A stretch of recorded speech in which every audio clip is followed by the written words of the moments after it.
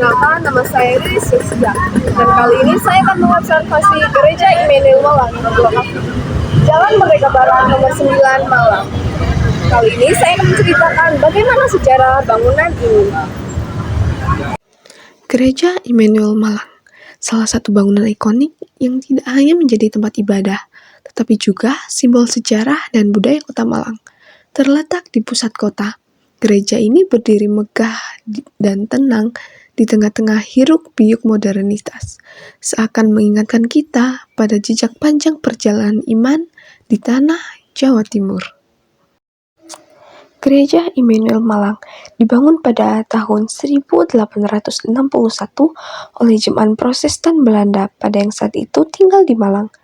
Pada masa kolonial, kota ini merupakan salah satu pusat penting bagi komunitas Eropa di Hindia Belanda. Pembangunan gereja ini menjadi bagian dari upaya memenuhi kebutuhan rohani warga Eropa yang menetap di sini.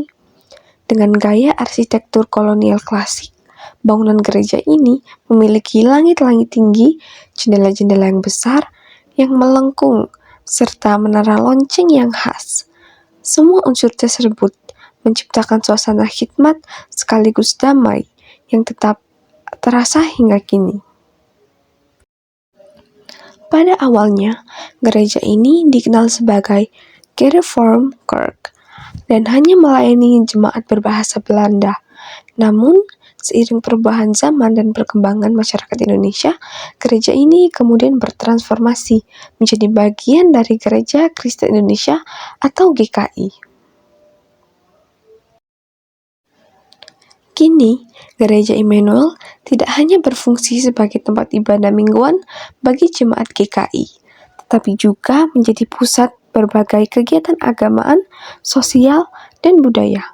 Kebaktian rutin, pernikahan, konser musik rohani, hingga kegiatan sosial masyarakat seringkali diadakan di sini. Bangunan ini juga menjadi daya tarik wisata sejarah, dikunjungi oleh wisatawan lokal maupun mancanegara yang ingin mengenal lebih dekat warisan kolonial dan kehidupan religius di masa lalu. Gereja Immanuel Malang adalah contoh nyata bagaimana bangunan bersejarah bisa terus hidup dan relevan di tengah zaman yang terus berubah. Ia bukan sekedar bangunan tua, tetapi ruang yang menyimpan kisah, menyatukan umat, dan menghubungkan masa lalu dengan masa kini.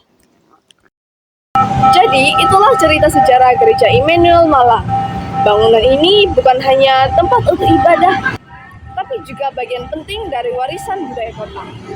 Saya Riris Yesya, pamit undur diri. Sampai jumpa di vlog selanjutnya.